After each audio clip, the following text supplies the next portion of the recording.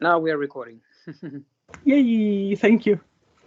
Okay, so I don't know if you remember me. We talked last year together with Milan. Yeah. Yeah. So I'm really pleased to see you again. And it was a bit of a different. I had two different channels. I was talking to the PR of Frontier Records, Gary, about arranging the interview with you. And in the meantime, my Bulgarian friend, the journalist Niki Kanchev, you know him maybe from Sofia, from Bulgaria. He was hoping to arrange it through Milan. So I sort of stepped on his toes, but yeah, I'm very pleased that you accepted it anyway. So, so much has been going on for you in the last year, and I think maybe let's start with what you think is the most important thing to start with, because you've done the Lords of Black new album. You did the album with Magnus, the Ferryman. You toured with Michael Schenker, and you recorded, I think, one maybe song with him or not. And I actually had a ticket to come to Birmingham, but I was ill, so I couldn't. Then you're recording with Sunstorm. Yeah. And you're working with Intelligent. Yeah. Am I missing something? Yeah, record. So which one do you want to talk about first? Your solo album? I don't know. I mean, it's everything for me. It's important, everything I did. It's funny because sometimes the people, they ask me, which one is your main band or your main project or that kind of stuff. But to me, all the projects that I work with have the same level of importance. If not, I wouldn't be working with them, because everything that I do, I normally take it with the same responsibility and the same professionalism that it required to work with. It's, I mean, when the people, they ask me, yeah, Michael Schenker is not the same that, for example, Lords of Black, but in the other hand, Lords of Black, it's the first band that I did in Europe. So for me, it's as much as important that to record with Michael Schenker. Of course. So yeah, and all of them you do it absolute professionalism, and that's very good. It's a bit like knowing that you are there guarantees quality for. Yeah, I can. For me, it's not possible to, for example, to record an album with somebody and then give my 50%. I always. Everything is like a very important for me, and normally because if I am working with somebody, it's because I choose to work with that person and because I like it and because I want it, and so I need to be 100% professional. But I was you say I was busy working. Fortunately, you're very busy. Yes. Fortunately, because this situation with the virus and the pandemic and everything. A lot of musicians, they were blaming on the business is gonna die because there was no chance to make shows, and but I feel blessed because anyway I was very busy doing a lot of things, and I cannot complain about the pandemic. Anyway. No, actually, I thought that this was a great opportunity for a lot of musicians like yourself, like Dino, like Joe Hoekstra, and so many others who've actually engaged now in collaborative music from all over the world. So I don't know if you heard the Star One recent project. Yeah, of course. Yeah, that's amazing. It's they said in the promo that they decided to do it very simple for people to do from abroad, from all over the world. But it's such a complex album. It's unbelievable. So it opens a lot of opportunities, and you're one of the people who are so busy that it's very difficult to keep up with what you're doing. So huge admirations. I'm guessing Corinna is probably very good with organizing your schedule and your diary. Absolutely. Without her, it wouldn't be possible. Yeah, I've got a question about her. Is she going to be able to join us for a couple of questions? Oh no, now she's in the clinic. She's working, so it's her work. Yeah, because I'm gonna jump ahead to something I was going to ask later. I noticed that you've used her vocals for one of the songs in your album. So how did that happen? And is she going to sing more? Well, I tried on this solo record. Everything starts because Frontiers, they were asking me to make a solo album a couple of years ago. I was not convinced to do it. I always had this thought about when a singer goes for a solo album is for two reasons. One is because he had such a long career already, so you can bring all your experience and all the things that you did before in your own album. Second one is because you are probably bored of your band and you want to do something different, right? Or third one, you've got something to say. Yeah. So I was not that convinced. I was like, I'm working with a lot of different projects. I'm doing pretty much everything that I want to do. Singing different styles of music, from heavy metal, power metal, hard rock, more classic rock with Rainbow, more progressive, and with a lot of different elements with intelligent music. So I was not kind of convinced to if a solo album would bring something new on the table for the fans, and then suddenly the record label, Serafino, he told me, and what about to make a cover album, in the meantime, so you can get used to it. So they actually suggested it. Yeah, and you get used to it, to work by yourself and to put your name on the cover and that kind of things, and the people are going to start to relate your name with the project, and not just like the Rainbow singer, the Michael attached to others, Vandenberg singer, blah blah.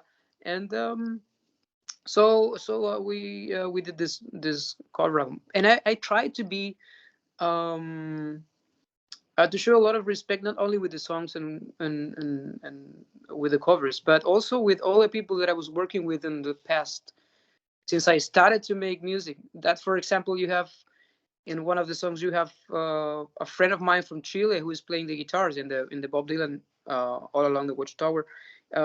This guy, he was my first guitar player in the first band I had ever.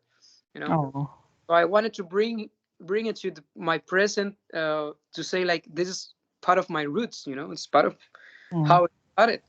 And then, for example, in the Freddie Mercury song, "I Was Born to Love You," all the guitars are made by a good friend of mine from Spain, who is a official ambassador of the Brian May guitars, and also I started to play Queen songs with him, so it makes sense for me to bring it on the Freddie Mercury. So it's bringing different lines from your life into one big project. Exactly.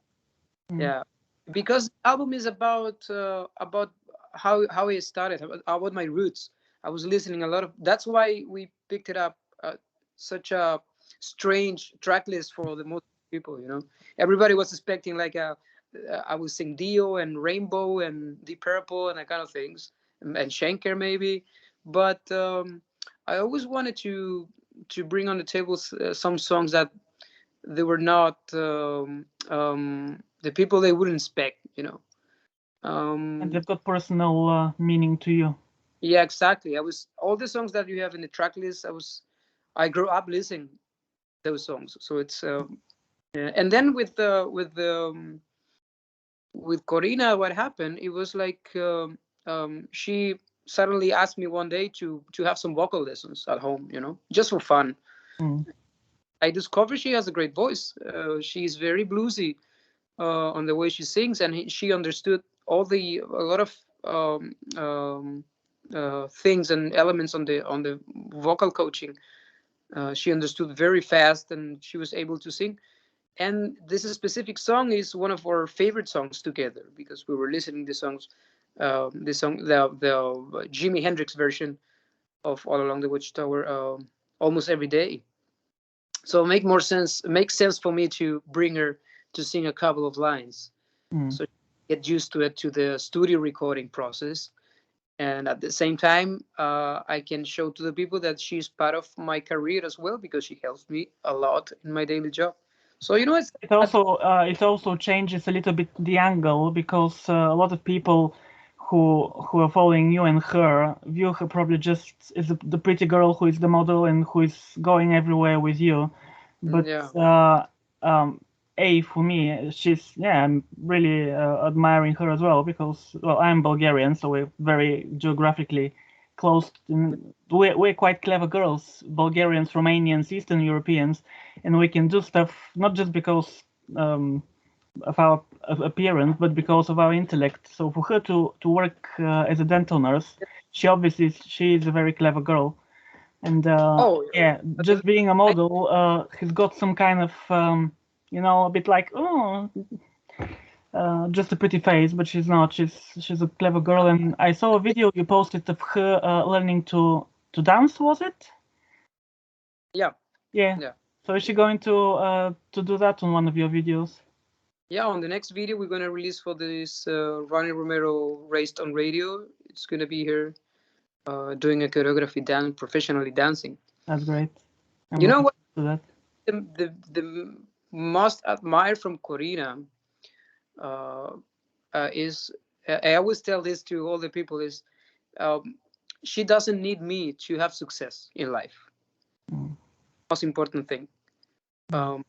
Because she's so independent, she's so clever, she's so smart, she's so professional in what she do every day. She works all day, 6 days a week, as a pediatric dentist.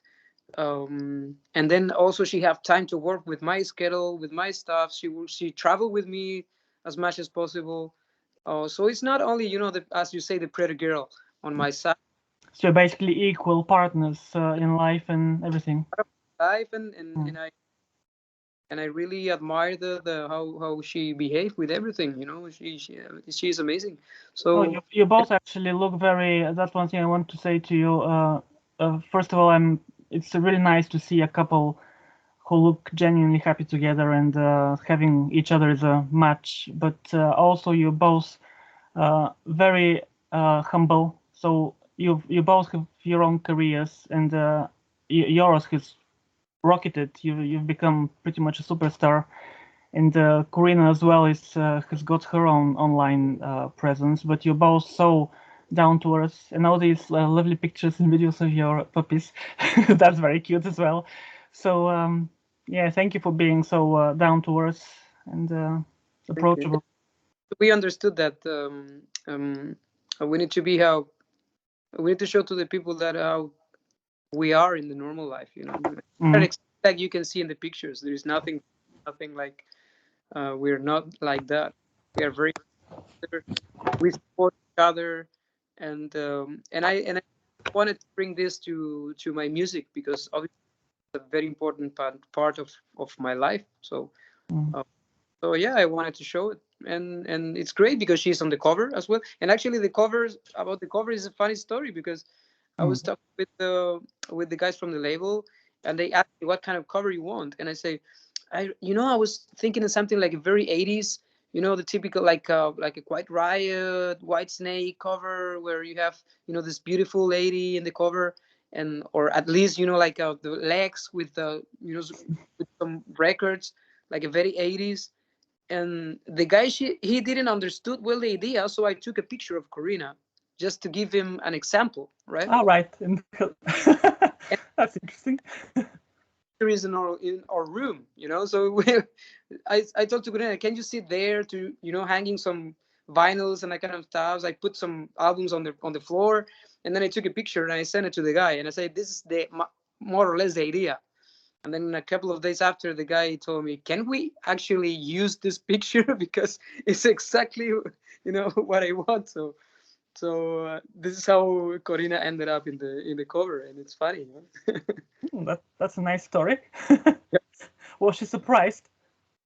Yeah, I mean, obviously I needed to ask her, like, can we use the picture for this? So we were taking a look on the picture, and she said, okay, you can use it. And we ended up with pretty much the idea that I had in mind for the cover. That's cool. So there isn't any original songs there, right? They're all cover versions. Yeah, the idea is to make cover albums. This first one, which is more oriented hard rock, classic rock music. The second one is gonna be more metal, let's say. So Also, it's there will be a second one. Okay. yeah, it's gonna be called Raised on Heavy Radio. Mm-hmm. So it's gonna be more like Judas Priest, in with Malmsteen, Black Sabbath, that kind of stuff. And but we're gonna keep this philosophy of to bring not too much well-known songs, like more B-sides. Mm-hmm. And then the third album, it's gonna be a solo album with original songs that we are already working on it. That's a very good plan. Yeah. And I remember last year when we talked, you mentioned that with Lords of Blacks, you've written one or two songs, but you didn't think you were good at writing. So has that changed? Are you getting a little bit of more confidence? Because I understand that with the Intelligent Music Project, you've actually written two songs now. So are Yeah, you thinking of writing? yeah, because for me, it's the issue with the songwriting is uh, the most of the times I don't want to change too much the personality of the band that I'm working with. It's like it happens to me, for example, in the previous album with Michael Schenker, that they told me to write music, but then when I started to write, I realized that it's not gonna sound like Michael Schenker. It's gonna sound like something different. So I don't want it to step up too much on of that. Um, so, for example, with Michael Schenker, I did one song in the last album, and we try more songs on the new album. Is gonna be out this year. With Lots of Black, the problem I mean, it's not a problem. It is what it is. Uh, it's the Tony Hernando personality in all the songwriting. So when you bring some ideas or some different lyrics, it's not Lords of Black anymore. And although he is very good on the songwriting, so I don't need that kind of um, ego stuff when the people say like, "Oh no, I want to write a song because I want my name on it. I want to get some rights or royalties or whatever." I don't need that. So for me, we're good doing it. I'm not gonna disturb, and I'm gonna change that. So if you want to do everything, it's okay for me. When I have the chance, I normally come with some ideas. That happens with Intelligent Music. That happens with Michael Schenker, and that's gonna happen absolutely with my solo record, because it is my solo record, so I need to be more involved in that part of the process of the production. Um, so yeah, I think it's on my solo record is gonna be pretty much my songs and my ideas. I'm gonna take care of all the lyrics and vocal lines and everything. But you will see on the Intelligent Music as well. The two songs that I did, it's not gonna sound like the typical Intelligent Music song. So it's Yeah, but they've got different types of songs anyway, so there isn't just one. Yeah, anyway, it fits really well on the album. But the people gonna recognize, okay, this is Ronnie Romero. Is not Intelligent Music writing. But it's great. It's a great fit. We did the same with Michael Schenker. There is a couple of songs that I did. Actually, in the previous album, I wrote just one song, and it became in the single. It became on the most successful song Is from that the the record. one with the car? No. I mean with Michael Schenker. Michael Schenker. Okay. Yeah. Yeah, that was on radio in the UK. Do you know that they Yeah. air it on Planet Rock? Yeah. So it's a kind of just to be trying, but I never want to. I don't like to get too more involved, because I don't want to change the personality of the band. So it's for me. It's like, if you want it, yeah, I can write a couple of songs, but that's it. But in my song, So that takes some guts as well, and some obviously you're having respect for them, and you don't want your ego is not that important. So no, that's a at all. good thing. For me, it's very important the final product, and if I cannot add anything on the songwriting process that is gonna get the album better, you know, I don't need that. I'm, as I told you, I am not that kind of person who just want to write something because I want my name on it. You know, it make no sense for me. No. So yeah, I really respect what they do. I mean, I'm not gonna tell Michael Schenker how to write music anyway. Yeah. Yeah. But, Well, it's you're obviously a humble guy and a good guy, and that leads me to something else I wanted to ask you. I think it's a very good cause that you're representing Bulgaria for the Eurovision. So that's probably raising some eyebrows, saying, "Oh, he's Chilean from Spain and Romania." yeah. And so how do you want to tell me the backstory of all this? Yeah, but you know, we were working with Intelligent Music the last few years. This is gonna be my third album with them. 4 years working together. We did a lot of shows, and suddenly this Eurovision thing showed up, and we think that it would be a good idea to do it and to promote the band. The most important thing is to have this big platform out of the rock world, more in the mainstream side, to spread our message. You know. I don't remember which band, but I saw it somewhere, either on Instagram or on Facebook. There is another band from Europe who are doing a rock song on the Eurovision. So maybe it will be a bit more rock oriented.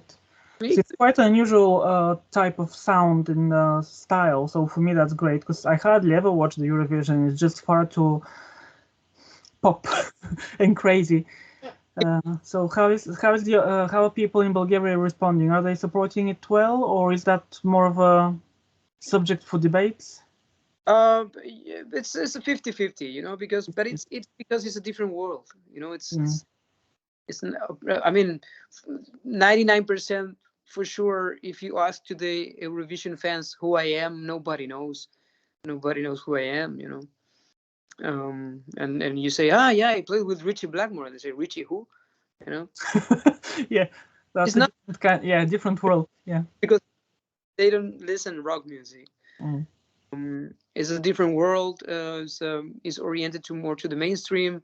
Also, the most of the artists they go there, they have different perspective of the music business, of what they want, of their careers. For me, it's perfect for an artist who is starting his career and he wants to go in that way. That's perfect because you have all the platforms and you have all the you're gonna have the spot on you for a couple of months, and you can have the chance to record an album and to tour around Europe, and that's pretty much okay. I don't need it. I don't need that because I did that already, and I have But my it career. helps the band. Yeah. Yeah, but I think it's gonna be good. It's gonna be good for Intelligent Music, and it's gonna be good for that we can, you know, with Intelligent Music, we have a very important message to bring to the people. We are not just another band who plays rock and to have fun and, you know, and party and that kind of things. We have something to say. So the more people that we can talk to it's better for us. So I think it's a great opportunity to do that. And that's it. You know, it's easy. For me, it's a little bit strange, you know, because you're rock musicians. We are not used to this kind of experiences, but. It's a little bit intense because there is a lot of opinions, and you know the Eurovision fans, they are very intense, um, because it's a community, very close community, you know. But anyway, I mean, we're doing good. Most of the people, they're supporting us. The good things that I am bringing a lot of rock fans to watch the contest and to vote for Intelligent. Exactly. So I can tell you, if it wasn't for you, I wouldn't be watching this year. So A lot of people in the same situation, and I got a lot of messages saying the same thing. I don't watch this, but this year I'm going with Bulgaria, and you will have my votes and blah blah whatever. So it's probably the Eurovision world, it doesn't expect this, but probably we're gonna get a lot of points anyway. I so hope so. Yeah. so so it's gonna be an experience, you know. It's gonna be funny. Oh yeah, definitely. Yeah, it's going to be very interesting. So what next now? So doing the Eurovision in May, and until then you're just doing concerts with them, or different other things as well? Yeah, the most of the activity is going to be with intelligent music, because this Eurovision contest is very hard. You know, you have a lot of promo activities. You need to promote the band a lot. So I'm doing interviews almost every day. Um, you need to go to some countries to play on those pre parties. Actually, we will be in London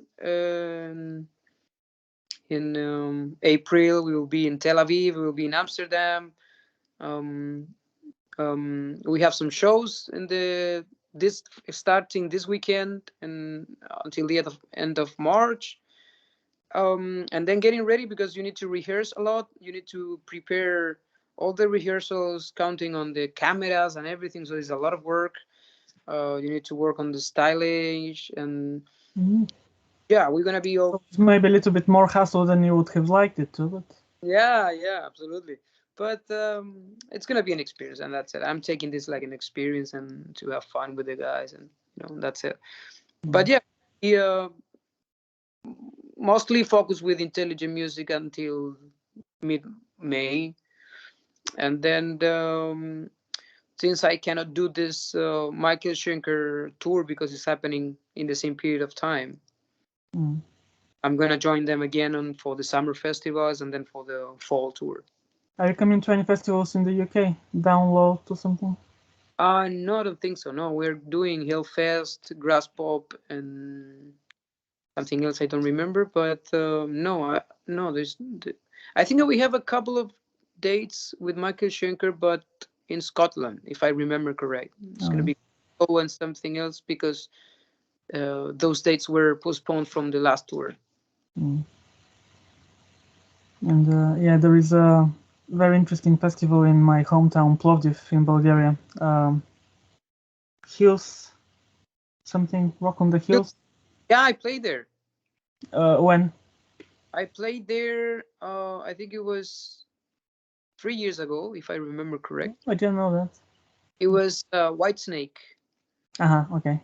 And I was doing this second headlining, and I remember well because we did a Dio special set. Right. Because I know the Bulgarian I fans. would love to see that. Yeah. And my city, Plovdiv. So yeah, Plovdiv is one of the most musical cities in Bulgaria. So. What was a Dio special set for that festival? It was pretty cool. It was a very nice experience. Yeah, I remember. Oh well. Yeah, maybe I'll look on YouTube to find some records. Yeah, you will find for sure. Some videos. Yeah. I'm out of questions, to be honest, but yeah, there's always some other stuff to talk about. That drama with your ex-wife, is that now put to bed? Has she backed down? Not really. Yeah, it's gonna take time to solve, because it is a strange situation, and obviously very intentional, like show it up right now when I'm going to Eurovision, because all the situation, it was on 2020, and nothing happens until now, that everybody knew that I'm. Obviously, the timing is very deliberate. Yeah. Of course. I still have problems to talk with my kid. The last time I talked to him was like a month ago. But it's life. You cannot control what the people do, and yeah, it's sad, really. We are trying to be like that, but we are trying to solve it in the best way possible, thinking that what's better for the kid we have in common, obviously. And then we will see. Oh, I mean, I would love to not to have this problem, but yeah, you cannot control what the people's behavior, and that's it. Some people, they don't want to see you happy. Exactly. Yeah. Exactly. That's very sad, but it is what it is. So we are taking it with the best perspective possible. I don't want to be that kind of person that who wants to take revenge and go to the court, and sue the other person and be in this eternal kind of legal fighting. I think it make no sense. It's not good for it. So I'm just trying to to take a little distance to see what happened, if the things get a little calm, and then try to talk and to solve it in the best situation. But it's gonna take time because it's a legal issue, and it's going a little bit slow. So I just need to wait and see what happens. Well, one thing which maybe doesn't realize is that they say that any publicity is publicity. So even if it's bad publicity, whether she liked it or not, she's created a bit of more publicity for for the band. So no, that we were a little bit laughing with the situation. I remember because Corina told me, you are a rock star, so you must have a criminal record. yeah, there's got to be some dirt they can get on you. So no, it's great that you've got a woman by you who is supportive and understanding, and that gives you all you need in life. So yeah, as they say, you can't change what people do, but you can change what you can control is your response to what happens. So yeah, as long as you're happy with yourself and you're a respectful and good person, the rest is up to them. So exactly. Yeah.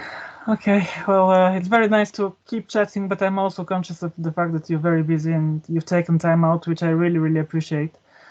So I'll see. So I've recorded this on audio, and it will probably take me ages now to type stuff. But if you have managed to record it somehow on a file, shall I message my email address or?